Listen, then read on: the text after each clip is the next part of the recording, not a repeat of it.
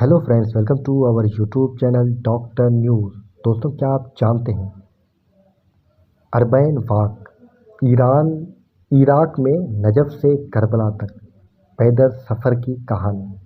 आइए जानते हैं इस वीडियो में। चंद बरसों से सफ़र के महीने में सोशल मीडिया अरबैन वाक की तस्वीर और वीडियोस से भर जाता है, जिनमें हर कोई इराकियों के जज्बाए मेहमान नवाजी को सहराता है। लेकिन इन तस्वीर और वीडियोस के पस मंज़र में क्या अहम मौका है, ये शायद बहुत कम अफराद जानते हैं। अरबैन वाक के बारे में आइए जानते हैं इस वीडियो में।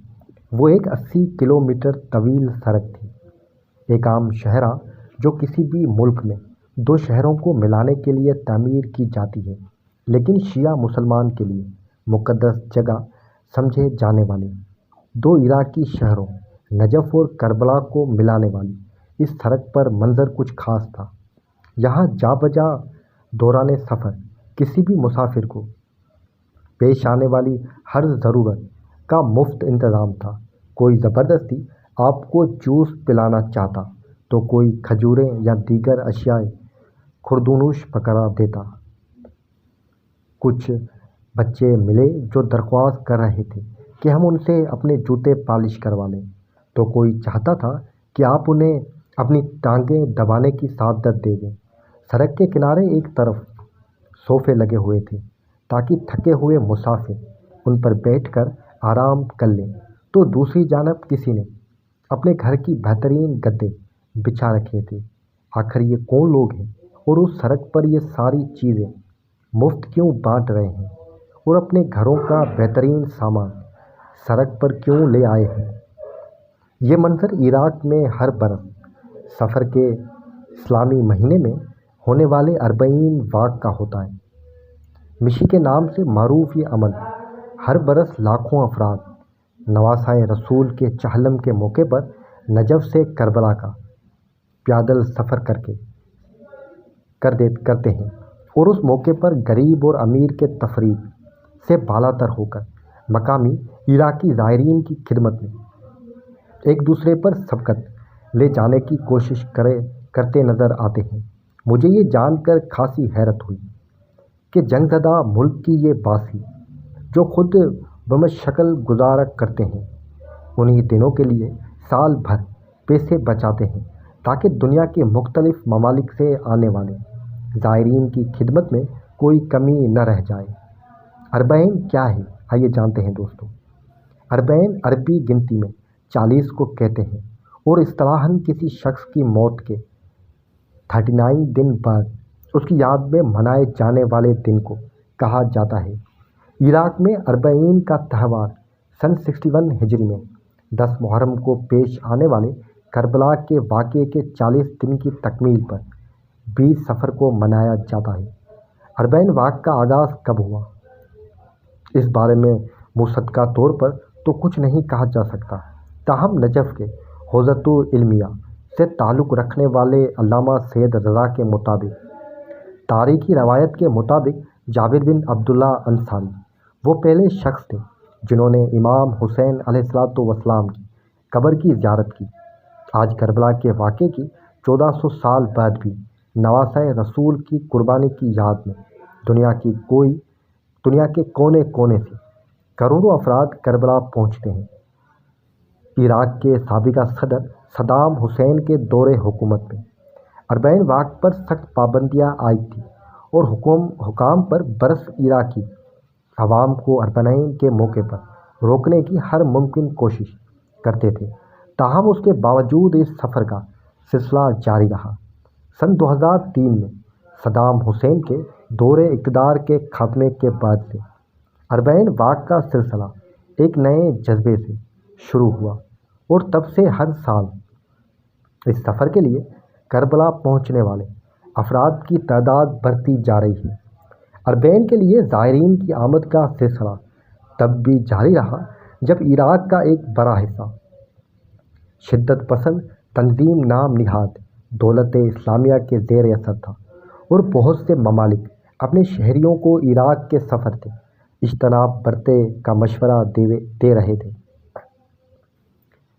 عموماً اس سفر کا آغاز نجف سے ہی ہوتا ہے اور اربعین کے لیے سفر کرنے والے زیادہ تر افراد نجف کے ہوائی اڈے پر ہی اترتے ہیں، لیکن میرے لیے اس سفر کا آغاز عراقی شہر بصرہ سے ہوا تھا۔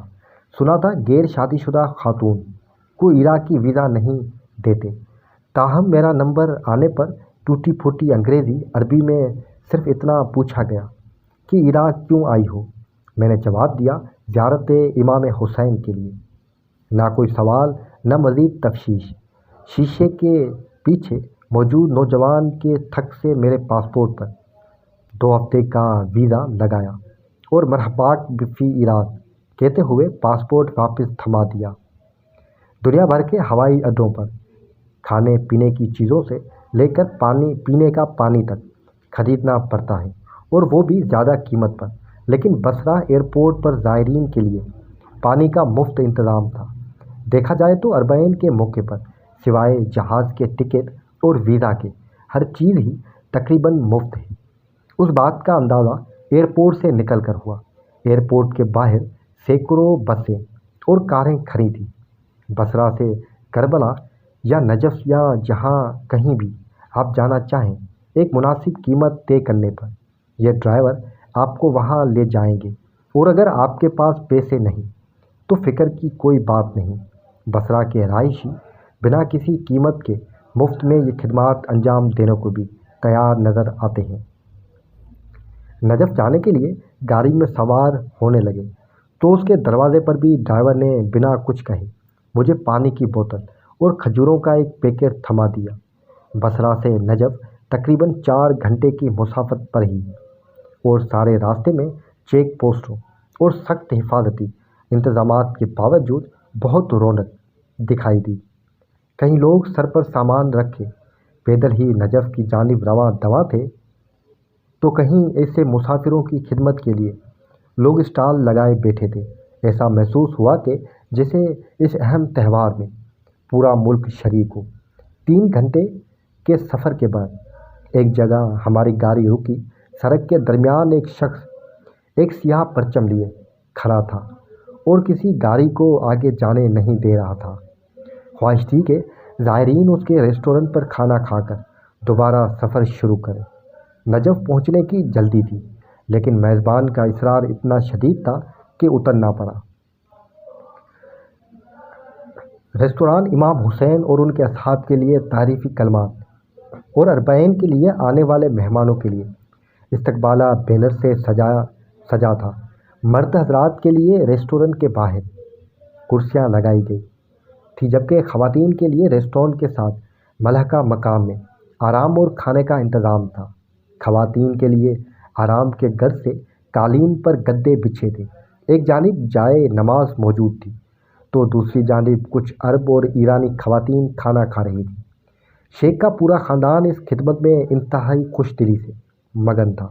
نجف سے کربلا کا پیدل سفر، آئیے جانتے ہیں دوستوں۔ اس مختصر اسٹاپ کے بعد ہماری بس مزید 1 گھنٹے کے سفر کے بعد نجف پہنچ گئے۔ اربعین کے لیے آنے والے زائرین کا سفر نجف میں مولا علی علیہ السلام کے روضے پر سلام سے شروع ہوتا ہے۔ ہر برس چہلم امام حسین کے موقع پر نجف سے کربلا کا رخ کرنے والوں کی درست تعداد کے بارے میں مختلف اندازے لگائے جاتے ہیں، لیکن ایک محتاط انداز کے مطابق اربعین کی موقع پر اس علاقے میں 3 کروڑ سے زائد افراد کا اجتماع ہوتا ہے۔ نجف پہنچنے ہی ہر کسی کو کربلا کا رخ کرنے کی جلدی ہوتی ہے، لہٰذا زیادہ تو افراد اپنا سامان نجف میں چھوڑتے ہیں اور چھوٹے بیگوں میں سفری ضرورت کا سامان لے کر پیدل کربلا کی جانب روانہ ہو جاتے ہیں۔ نجف سے کربلا کا فاصلہ تقریباً 80 کلومیٹر ہے۔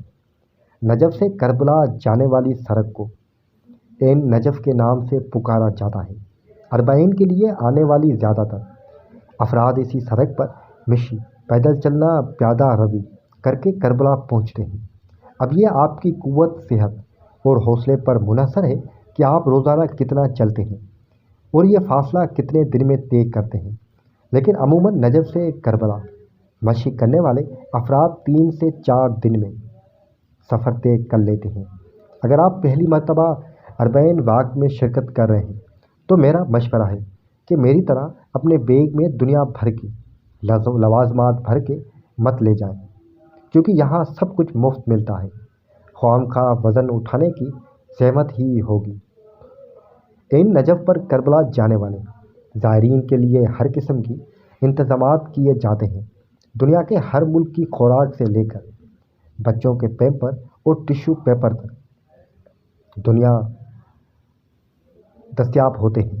جگہ جگہ عراقیوں نے اپنے خاندانی ناموں کے ساتھ موقف لگایا رکھا ہے، انہیں آپ آرام گاہیں بھی کہہ سکتے ہیں، اور تمام وہ قیام کی جگہیں بھی یہاں آپ نماز پڑھنے کے لیے رکنے سے لے کر جتنی دیر چاہیں آرام کر سکتے ہیں، اور اس دوران اپنا موبائل اور دوسری اشیاء چارج کر سکتے ہیں۔ موقف کے اندر چارجنگ کے تاروں، وائی فائی، گرما گرم کھانے، مساج اور پیر دیوانے سے لے کر آپ کے گندے کپڑے دھلوانے تک کی سہولت میسر ہے۔ اگر آپ کی طبیعت ناساز ہو جائے یا آپ کو کسی دوا کی ضرورت ہے تو اس کے لیے ہر چند کلومیٹر پر میڈیکل کا اسٹال عملہ بھی موجود ہے۔ چھوٹے چھوٹے بچے اپنے سروں پر بڑے بڑے تھال میں کھانے کی اشیاء رکھے نظر آتے ہیں، ان سب کا اصرار ہوتا ہے کہ آپ ان کا کھانا ضرور کھا کر جائیں۔